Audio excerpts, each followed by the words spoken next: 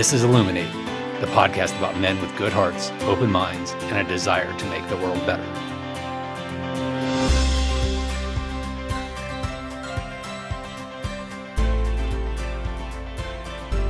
Welcome to ILLUMENATE. I'm your host, Chris Tidrick, and I'm here with Jason Lange. Jason is a men's embodiment coach, group facilitator, certified No More Mr. Nice Guy coach, and evolutionary guide. He helps men drop in and wake up to deeper clarity in their life's purpose and relationships. He believes every man should be in a men's group for the growth and support opportunities they provide. Welcome to the show, Jason. So excited to be here. Yeah, so I want to dive right in. What I do to start all of these podcast episodes is to talk about motivation. And so tell me about what's your why? Where do you find purpose and what drives you? Yeah, you kind of just named it right there. In that big part of my mission is I think every man should be in a men's group. And that comes out of my own life experience. So the two, go hand in hand. And a lot of the work I do with men around purpose, lo and behold, I'm not the first person that's thought of this, but oftentimes our deepest purpose comes from our deepest pain. And for me, I grew up white guy, Midwestern United States in the 80s and 90s. So had a lot of my basic security needs met for me, but my family had no internal connection, no emotional connection, no physical touch, no actual intimacy. And, when you're young, you don't really know what you don't know. And right. Then, it's the normal thing, right? It's just what is. And then, you start to often hit kind of adolescence and teenage years and get out of the house and experience other things in other families. And it's like, oh, wow, wait, what was my regular isn't necessarily how the rest of the world works. And it was at that age that, I discovered that there was a big impact to a lot of the neglect I had experienced. And it took me, another couple of decades to start to unwind that. And lo and behold, one of the most transformative things I found is being part of a men's group and getting into community. And for me, I focus on male community, but really any kind of community I think is just so crucial these days. So I'm just super inspired to create that for people. Okay, fantastic. Let's dive a little bit deeper into your journey. So kind of go back to where you feel like you want to start on the journey and kind of give me a sense of what the path has been along the way. Yeah, for me, it started, really around puberty, right? Okay. In that suddenly, I'm heterosexual. I was interested in girls. I found myself attracted. And yet I would totally freeze up, had no idea how to talk to them. My body would get awkward and sweaty, and I'd get really uncomfortable, just really uncomfortable. And it started to create a lot of pain for me as I got older, in that there was this thing I wanted and I didn't know how to create it. And every time I tried to go for it, it would end up being a very unpleasant experience, often for me and the person I was pursuing. And that basically kind of kickstarted me on a path of kind of growth and philosophy, where I was just like, you know what? I don't feel good in my body every day. There's got to be a different way. And like a lot of men, I first hit that through my mind philosophically. And then that led me into some different transformational work that most importantly got me involved in men's groups, and somatic therapy, somatic work. And for me, a big turning point was I was in my 20s. I was in my first men's group, and older male mentor came in to work with us, who was kind of a transformational dude, therapist. And I had done some talk therapy for a year, trying to figure things out. And, it turned out I was pretty sophisticated in terms of hiding and not really revealing what was going on for me. I was still a virgin at the time. I was in my mid-20s. I wasn't even telling my closest friends. I was addicted to porn. It was pretty gnarly.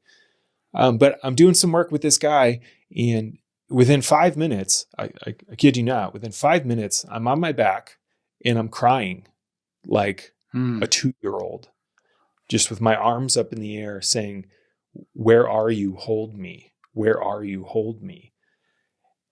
And just sobbing in a way my body had never done before. Wow. And I come out of that and I'm like, whoa, what was that? Like, what was that? I didn't know that that was in there. It started to make some sense to me as I pieced together kind of my history.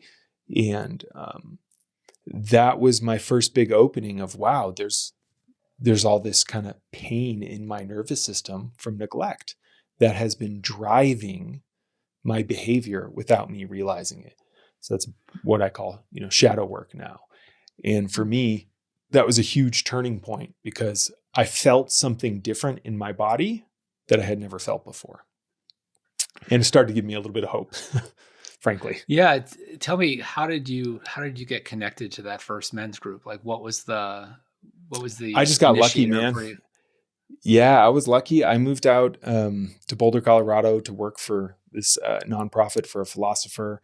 And so that, people in that world were doing everything. Yeah. It was kind of this little spiritual community. And so men's work came through, and some of us, had read Way of Spirit Man. We're like, we should start a men's group. And so we did. And then we just happened to have another mentor of ours who facilitated them, and he came in and led our group for like a year. And that changed my life. That group totally transformed me because it gave me a type of connection I had never had before. And more than anything else, it gave me belonging and a sense of direction. So guys who were like tracking me in my life in what I wanted to do with it. And that started to move the needle for me so fast. To have an accountability partner, right? Yeah, totally. Absolutely. Yeah. A group of guys who were holding me accountable to the life I was saying I wanted to be living. Right. I was like, I want to do this. I want to do this. I have this dream. And then I wasn't necessarily doing it, but the group, in a loving way, held me to the fire. And I just got to know other men at a deep level and see that, okay, wow, there's a lot of things I'm good at and a lot of things I'm not. And it's just one of the things I love about being in a group is so tell me a little accelerator. bit. I've not done any men's group work in my life. It honestly, it's in the last decade is the first time I've had like really close male friends in my life. I've really had close female friends almost all of my life. And I've been intentional about building male friendships over the last decade. So like, what is the work of men's group? What does that look like for someone who might be curious about it? Yeah. I mean, the broad body of work, right, is men's work, but it's all really just human work. So it's the process of becoming more full, alive humans. But what we often find, and what I find, is people tend to grow the most when they feel the safest. This is like a kind of a paradox, right? When they feel safe, they'll dive into their edge. And whether you're a man, a woman, non-binary, anything in between, there's something that happens when we're in context with people who have lived a similar life experience to us. Doesn't mean they're exactly like us, but they've been raised and shaped by the same cultural forces as us. And so what I've seen with men's groups is that allows something to come forward in men that doesn't necessarily come forward in other places.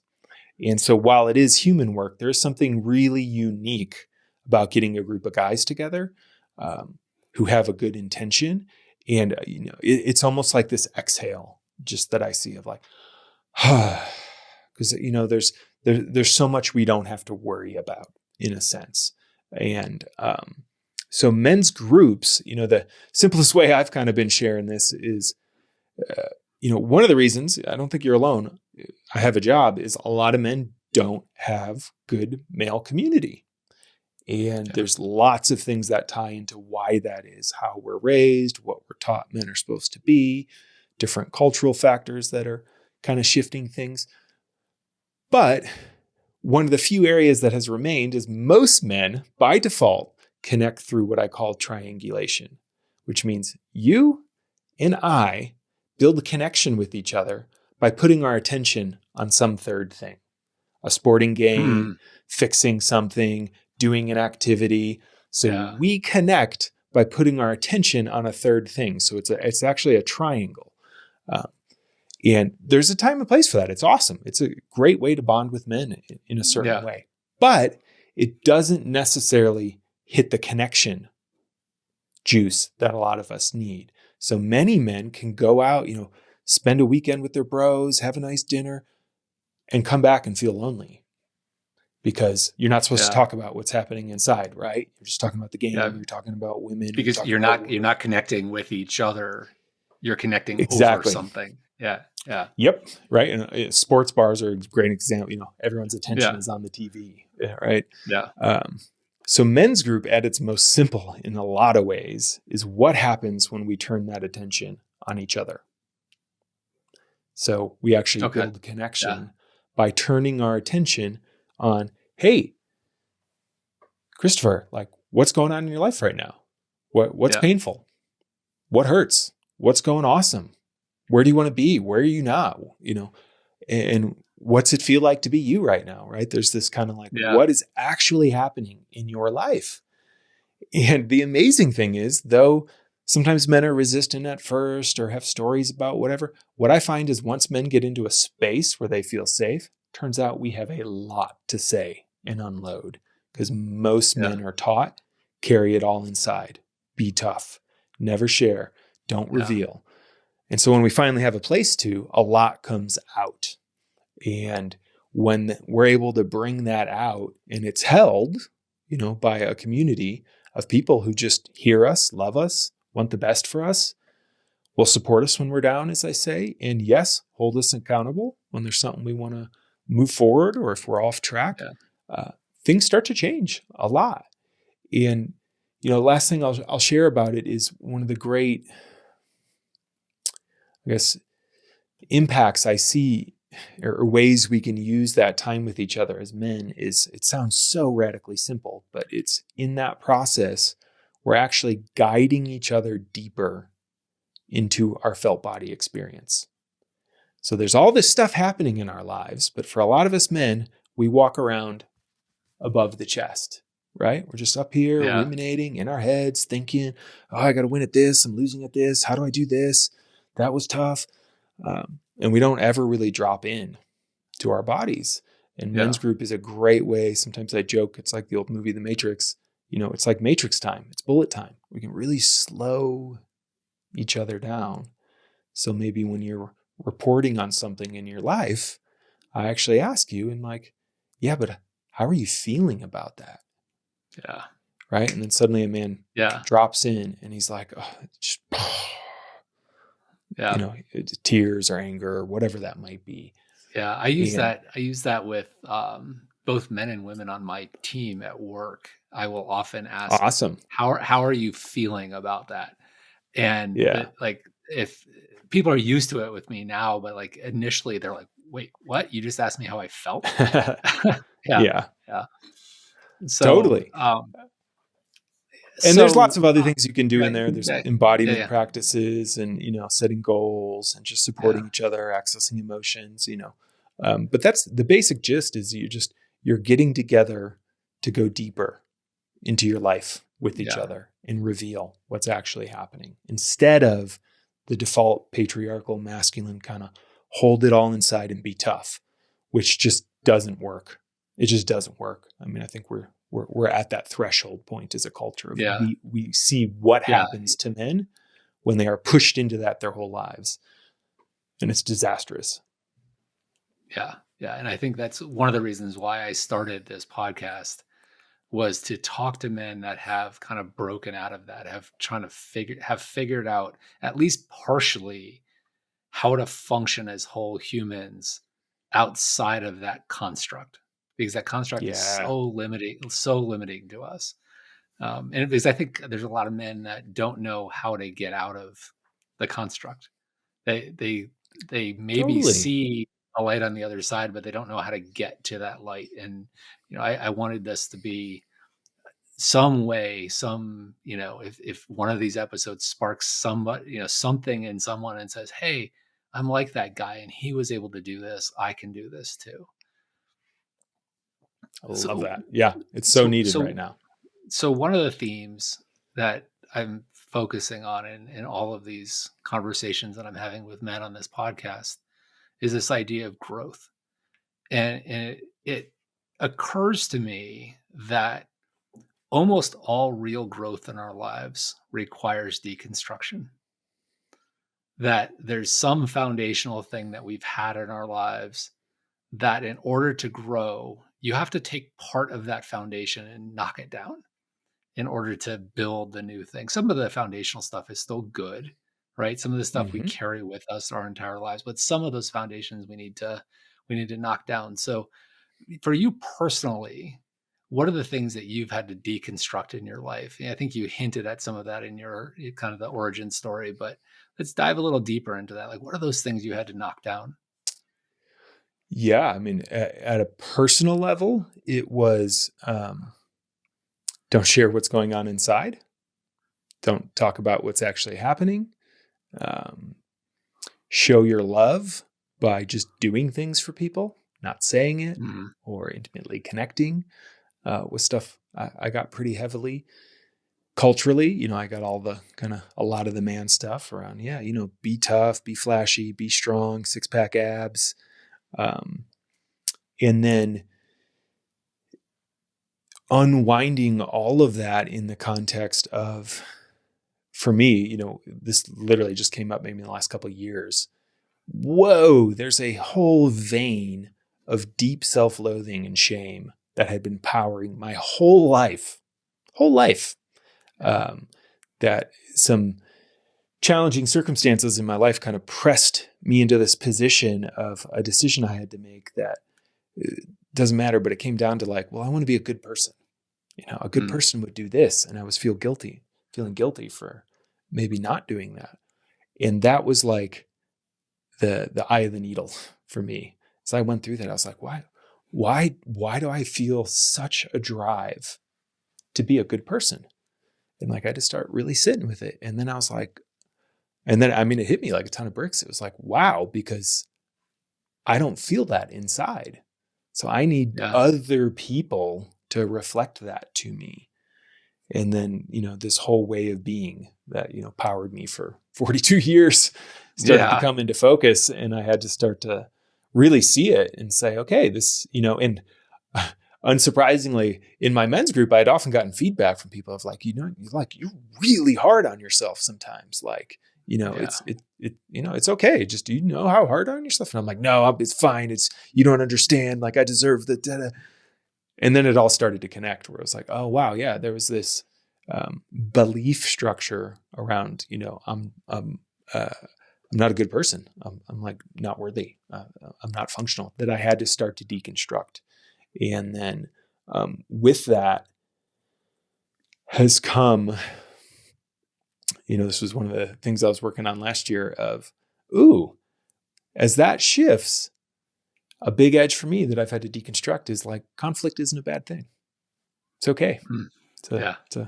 bring myself forward and feel something differently than whoever I'm with, which is something I was extremely conflict avoidant for a large part of my life. And so deconstructing that has been incredible because now I'm like, oh my God, this is like the cheat code for my life. It's just anytime something feels Yeah. like tense, if I just go towards it, it's incredible. Like Yeah. things Face happen. it, It's just facing awesome. things. Yeah. Totally. Yeah. Yeah. I've had this interesting thing where at work, I am not conflict avoidant in the least bit. Like I will Uh-huh. be direct with people. We attack problems. We face them in my personal life. Yeah, sure. Like I don't know if it's like I just get like there's too much of it at work and then I'm just like done with conflict. Yeah. But I can definitely understand like how dangerous that is to be conflict avoidant and Yeah. like what it does to your personal relationships. Totally. And I think that's Yeah. a lot of men struggle with that these days because not all men, but many men, part of the work I do is a large portion of men were raised witnessing men who had no control over their anger or their nervous system. Mhm. So seeing really aggressive men sometimes take it out on them as kids, sometimes Yeah. their family, their spouses, their community, the world, whatever. And so a whole swath of men grew up saying like, no, thanks. I don't want to be that. I don't want to be that jerk, right? I don't want to be Yeah. aggressive, dominating prick. But then the pendulum swings a little bit too far the other way where they don't really have the training or capacity, just like I didn't, to stand in the fire of like, hey, what's happening right now? No, that's not okay. or Yeah. you said you were going to do that and you didn't, and I'm feeling angry, or whatever that might be. Yeah, I was reading up a little bit before this on the No More Mr. Nice Guy coaching, and that's that paradigm, right? Of Yeah, if you're trying not to be that angry, toxic guy, the answer isn't to shift all the way over to just people pleasing all the time, right? You can't. totally. There's Yeah, there's a middle there that you have to find that works for you. exactly. Yeah. And it's a huge um, subset of men's work is just this nice guy work. And the man who wrote that book's a friend and a mentor of mine. And it's kind of like a matrix book for a lot of men. They read it and they're like, whoa. And it, more and more people read it every year. It like sells more copies every year than the Yeah, previous year. So there's like this yeah. kind of tidal wave coming. And I think it's a good thing. So tell me how it seems like you've done a lot of this deconstruction work over the course of your life, and the example that you gave of working with that one therapist where you had this sort of like Yeah. incredibly visceral reaction to the therapy. It's like really hard work, and I think that maybe it's that type of thing is like frightening for some men to even take the first step into it, because you're like, once I start chipping away at the foundation, like what's left? Like what am I Mhm. standing on at that point? Like what do you do to hang on? Like what do you hang on to when you're doing this work on yourself that gives you that anchor? Well, for me, and frankly, for a lot of guys that come to me, it's there's just got to be something better. There's like not even always a lot to hang on to. It's like Mm, life is so painful, and I've tried to make it work so hard in whatever paradigm I was yeah, handed, and it yeah, isn't working. Right. And this shows up in all kinds of different ways. For some men, it's they stepped onto the escalator of success. Like, oh, I do this, you're supposed to get this job, and then you get this much money, and then you're happy, right? And then they hit yeah, 40, 50, their kids hit, 18, 19. Their wife's like, I'm leaving you. I haven't been in love with you for years. We haven't had a relationship since before the kids. And they're like, what? This yeah, isn't working, right? Or they burn themselves out physically, autoimmune stuff. Guys just ride themselves to the ground. Or some men, yeah, right. Oh, I don't want to be a jerk. I don't want to be a sexual predator. So I'm going to be the super nice guy. And they've gone on 200 first dates over 3 years and, can't get a second date and are just dying inside for intimacy, like for actual yeah, intimacy and yeah, relationship. Right. yeah, And I had my versions of that. And so a lot of times guys come to me in a lot of pain and they're like, I want to be out of the pain and I will try anything at this point. It's the equivalent to like my arm's broken. If I don't care how you fix it, but if you can fix it so I can move my arm again, I'll be your best yeah, friend kind of yeah, thing. So for me, you know, there's always been that. And then I just got lucky, I guess, in that for me, I'm not sure what else the point is other than to grow in life. Like I'm just mhm, super growth oriented person that it's like, yeah, what are we here to do other than, you know, bring some part of us to wholeness so that we can make things a little easier for other people. So I'm just like, this is my lifestyle now. And then as guys start to work with me, a lot of them yeah, get that. It's like, oh yeah, well, like what else am I going to do?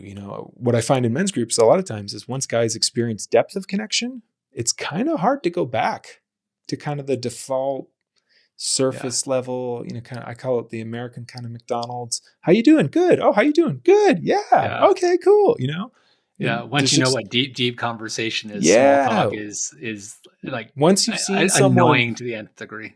Yeah, yeah, once someone's gotten vulnerable or gone deep or revealed, or, like in my case, I literally felt something in my nervous yeah, system that I'd never felt before. I was like, wow, yeah. there's so much more to life than I even was living in this narrow range. Um, so I don't know if that quite answered your question, other than usually guys come to me and I was just in so much pain. I was like, anything has to be better than this. So let's do this. Yeah. So I want to like dive even deeper into this. This conversation is fascinating me. This idea of growth all the time.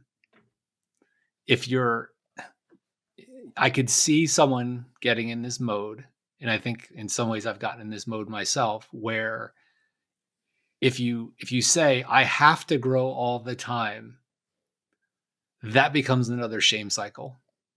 Like if Yes, I'm not totally. growing, I'm not good enough. And so how do you balance that?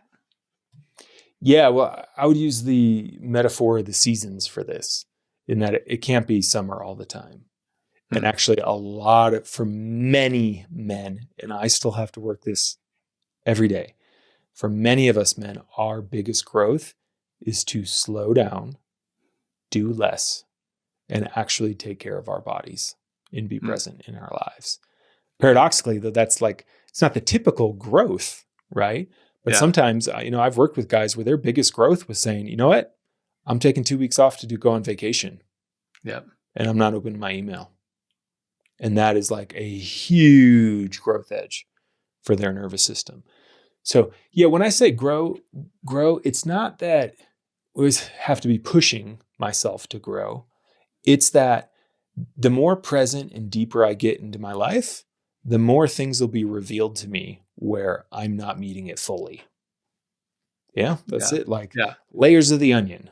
Yeah. And it's There's just, always there's going to be room to improve, but you don't have to pressure yeah, yourself into doing that. dude, I love the analogy of the seasons there. I have always, at least in my adult life, have always had a big interest in working outdoors. Like I build yeah, land, I build our home landscape, and I've built award cool. winning gardens, and it's like that's a place where I feel like super comfortable when my hands are in the dirt and I'm kind of being creative out there.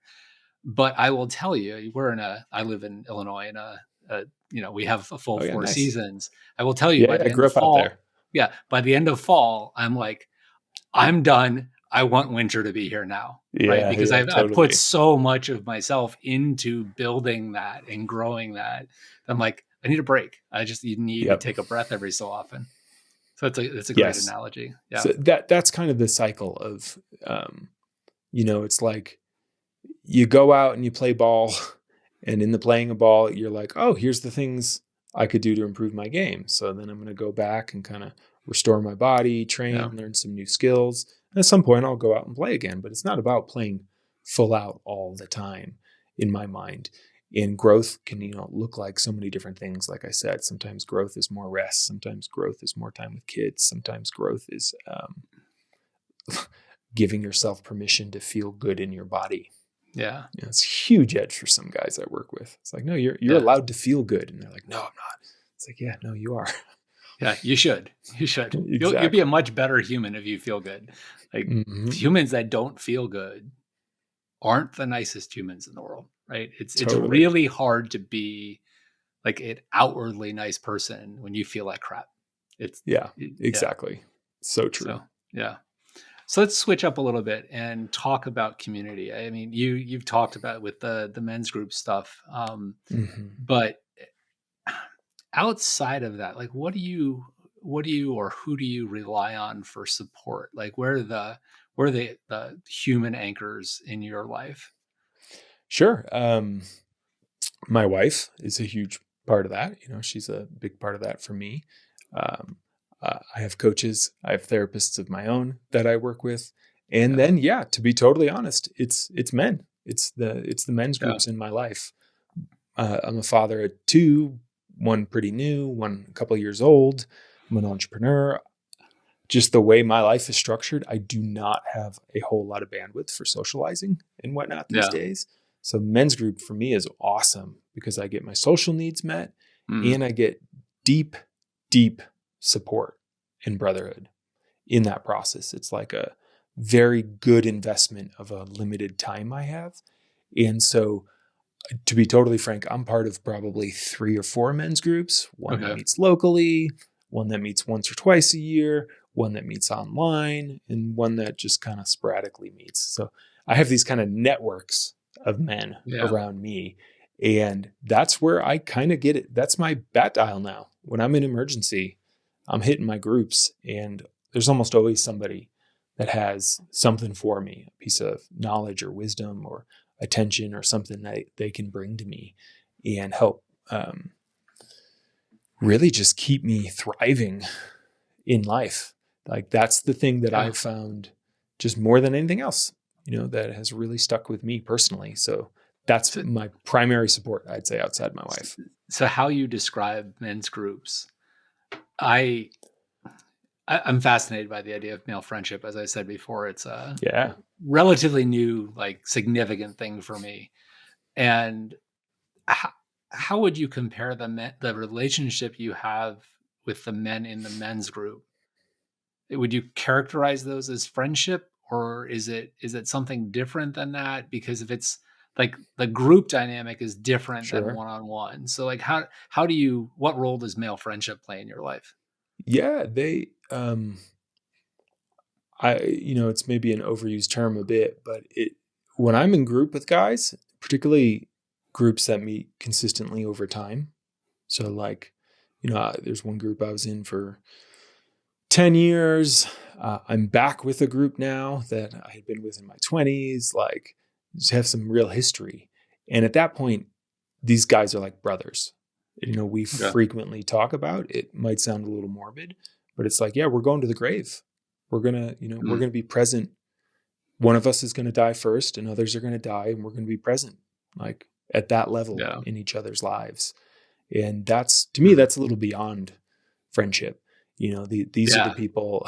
I remember one time I was moving, um, when I was living back in California, and it took me so long to pack up, and I had to go get my wife was just my girlfriend at the time, and it took so long. And by the time I got to her place, it was like, I don't know, 5 o'clock, and she was Yeah. super stressed, like moving into this new house and dark.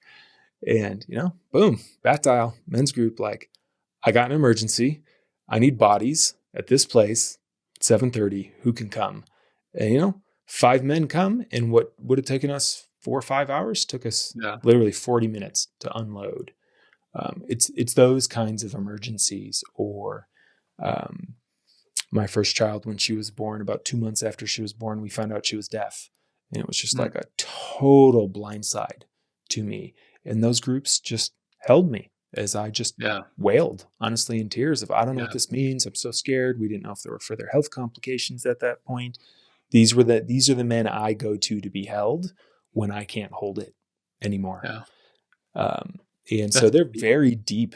yeah. And That's we meet as groups, but then inevitably there's always one-on-one connection outside of yeah. that. That's just, okay, Yeah. we're going to It's grab a that's like lunch, we're going to go for a hike, we're going to whatever. yeah. It's just utterly beautiful the way you describe that. It's like really, really like a strong image. And I I Yeah, I wonder, were you like when you were growing up, like did you have close male friends? How like when you were younger, sure. do you have siblings? Like how Yeah, no, I was third of four, and the closest sibling I had was 5 years apart. So we had okay. pretty big gaps. So Yeah. there just wasn't like a whole lot of overlap in Yeah. that space. And then I was a little closer to my dad when I was young. Like, that was what he was able to kind of do, that like 0 to 5 age, a little bit. It wasn't tremendous, but there was Yeah. a little bit more. Um, so, but then he was pretty unpresent in terms of how he just didn't know how to bring, guidance into my life in a Yeah. meaningful way. He was just working all the time. And point of this being, I had like a little bit more comfort with men. And so I did get lucky in that in high school, I wouldn't call it a men's group, but I like found my tribe of kind of nerds and dweebs, to be Mm. totally honest. Like, we connected around video games, and I didn't know how to go deeper at that Yeah. time, but it was like men in my life, and they kind of became my family in a lot of Yeah. ways.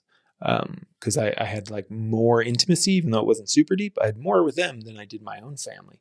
So I got pretty lucky in that I kind of always had a group of guys, and lo and behold, we were often the group of guys that didn't have girlfriends. So there was always kind of like Yeah. that, Yeah. that sustained me, through college in a lot of ways.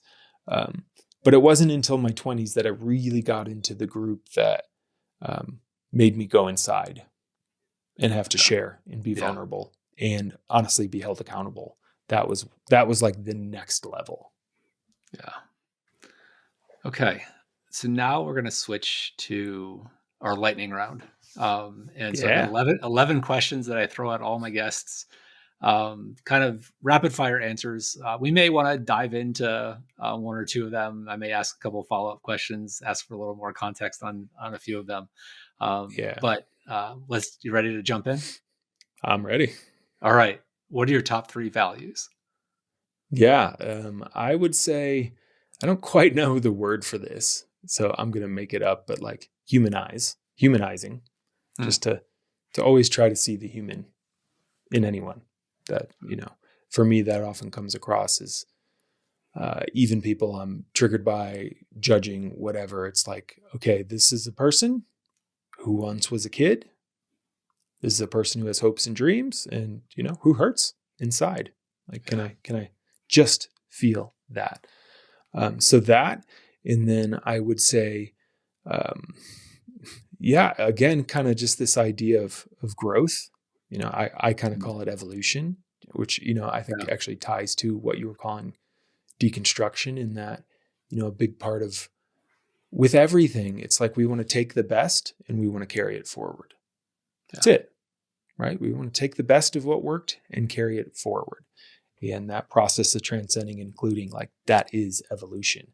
And I value that in everything, in my own life, in my community, and whatnot. And though my wife might disagree, because I can get pretty grumpy, I would say, like, play, honestly, is a value of, like, when I'm at my best, I bring a lot of play and like fun into the orbit of people around me. And to me, that's like one of the highest order vibrations there are, that it's like, we never know. A lot of us men get trapped into, well, someday it'll be better and then I can enjoy my life. Right. So it's how like do you prod yourself into doing that? It sounds like you're, with your kids definitely helps. Yeah. And then just, taking, I mean, a lot of times what I do with men is sometimes just creating a container to have some fun, like to actually just play. Like, when was the last time you played? And guys, it's wild how much it can transform someone's nervous system. And it's like, oh yeah, fun, pardon me, but it's just like, oh yeah, like it's worth living again, and scheduling it, that's the thing that becomes important as a parent, of like, okay, got to schedule time with my wife to have some fun, schedule time with my men to have some fun, schedule time alone to have some fun, and to get out there and just try novel, new, fun things. Yeah. I always tell emerging leaders, your calendar reflects your priorities. Exactly. So, yeah. So who is one role model you've had in your life? Yeah, I'll say, so this, the man I talked about that did that initial piece of work for me, his name was Robert. And, for a couple of reasons. And, again, this is one of the vacuums I see with a lot of men, but I remember I was sitting in group with him. Can't remember if it was before or after I had done my work, but his wife had been there for a little bit to, like, bring some snacks or something. And then I saw him interacting with other men, and, I was probably 26, 27 at the time. And I joke not, like, I had that experience of, oh, that's what I want to be when I grow up. And it wasn't like I want to do what he's doing, even though I do some similar things now. It was the first time I had the experience of, wow, his nervous system, I want that. Like, the way he's carrying himself, the way he's breathing, the way he's speaking, the way he's dealing with conflict, like, that's the kind of man I want to be when I grow up. And I hadn't really had any models of that. And so feeling it was so inspirational, of like, oh, that's what I want to move towards. Right. And then, well, so how did you get here? What did you do? And, that helped shape the direction of my life. Yeah.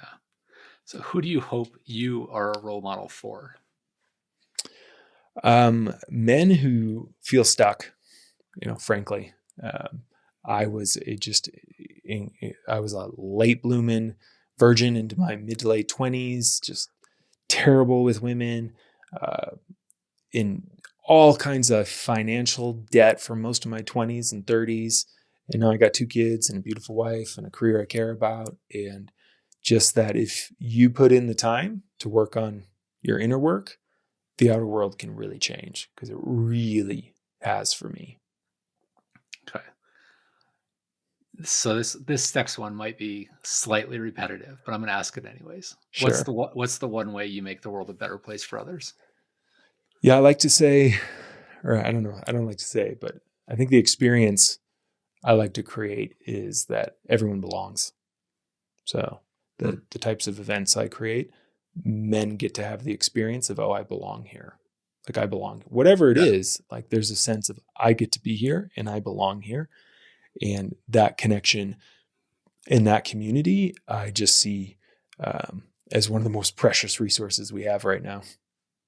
Yeah, I'll add an aside there because I think I've done so much, like, since I kind of the idea for this podcast came to me in early November, and I was like, what is with men, like, in this Yeah, country? Like, what is it? And I can't help but believe that it's a lack of belonging. totally. And so they're flocking towards something that makes them feel like they belong. Yeah, absolutely. That has a resonant message, even if it's not a positive message. It helps it's a them. human Yeah, need, and yeah, it shows up, I think, particularly strong for men.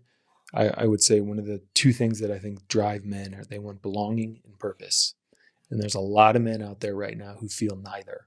And when yeah, they feel neither, they become very open to manipulation. yeah, absolutely. So, what's the hardest thing about being you in today's world? Just lack of time. I have a 2-month-old. I have a 5-year-old.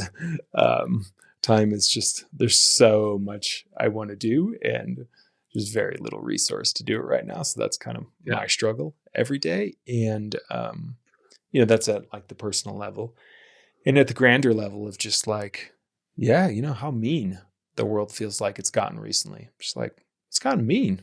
Just yeah, like meanness is now a value. And yeah, I just think that's pretty awful. yeah. I'll I will offer you the advice to give yourself some grace on that first one. Yeah, So, thank you. Yeah. yeah, I know um, it's just a season, yeah, as I yeah, say. Yeah. yeah. What's your favorite emotion? Oh man, that's great. Um, hmm, I'd say wonder. Mm, Like what wonder slash yeah, awe. It's kind of, to me, it's the same thing, but like popping in an old episode of Cosmos by Carl Sagan or something and just like, yeah, yeah, whoa, yeah, I am, or seeing a beautiful landscape, or honestly seeing a man step into some part of himself he's never touched. yeah, Like it just blows me yeah, away. yeah. That going to a good movie, like that's that's my juju. I'll go for that Awesome, anytime. awesome. So, what's your least favorite emotion? Um, I'm gonna cheat here, and I'm gonna say none of them at this point. In that, I don't Ooh, that's a consider good answer. positive or Good answer. negative. What I consider is there's light in the dark, and we need all of them. And the more you resist an emotion, the more it has control over you. Is what I found. That doesn't mean go out there and spew your emotions on people, but Yeah, one of the most important things men can do these days is learn to take a responsibility for their emotions and how they're expressing them, and to move them in safe, appropriate places. yeah, yeah. What brings you the most joy in life? Right now, parenting for sure. Just, yeah, Okay. seeing my kids light What up. about it? What about it? I like want to know. Yeah, Like I said, I'm pretty into this idea of development and consciousness and evolution, and to actually see it happen. Of wow, there's more looking back at me than was there yesterday. What is that? Like there's more of a at, sense of self. at that age, like day to day, you can see it, It's right? wild. It's like, Totally. whoa, yeah, yeah. Yeah. It's So feeling those shifts and just yeah, seeing that whole mysterious process of like going from undifferentiated consciousness to, an aware kid that can tell a joke, or like, where did you learn that? Just yeah. like, it's just incredible. That's evolution, right? Because if humans didn't do Exactly. that quickly, we wouldn't have survived as long as we have. 100%. Yeah, yeah. Yep. What makes you the most proud of yourself? I would say my tenacity. I've had a bear of a decade in a lot of ways, but just sticking to it. It's just like a slow and steady thing I've been doing with my life and my family and my career. And I'm just super proud of myself sticking to it because, it's starting to blossom in a lot of ways. Not that more hardship won't come, but it's like, okay, yeah, like I'm proud of where I've led myself. Yeah. So there's a lot of things that you mentioned that bring you joy and wonder and fulfillment and the seemingly satisfaction. Where's the one place where you feel the most yourself? Yeah, let's see. At a Pearl Jam concert. Rocking out. Yeah. That's a great answer. How many times have you seen them? I think I just clocked my maybe 30th or 31st show, perhaps. Wow. This year. Yeah. I've been going since I was like 14. So my brother-in-law is a huge Pearl Jam fan, and he brought me to the show at Wrigley a few years ago, and it was amazing. Oh yeah, totally. Yeah, absolutely. Yeah. I was at the one in 2013 where it got rained out. So wild. Yeah, he was there too. He went to both of them. It was crazy. So, yeah, fantastic. Okay, so the way to wrap up our conversation today, our final question: what's the one thing that you hope people take away from this conversation? Yeah, I'm going to talk to the men here, and I'm just going to say, guys, you don't have to suffer alone. Totally. Most of us men have been honestly just fed a spoonful of horse shit, and it makes your life a lot harder than it needs to be. And what I've seen time and time again is as men come into community, they become more powerful, more resilient, more able to bounce back against the stresses of life, and more pleasant to be around. So you do not have to do it all alone. Fantastic. I can't imagine a better way of ending. Thank you, Jason, for your time today. It's been an absolute delight talking to you. And as I end all of these podcasts, keep up the hard work. Thanks so much, Christopher. You can learn more about Illuminate at illuminate.substack.com. We are also streaming on Apple, Spotify, Amazon, and YouTube. Thanks for listening and watching, and we'll see you at the next episode of Illuminate.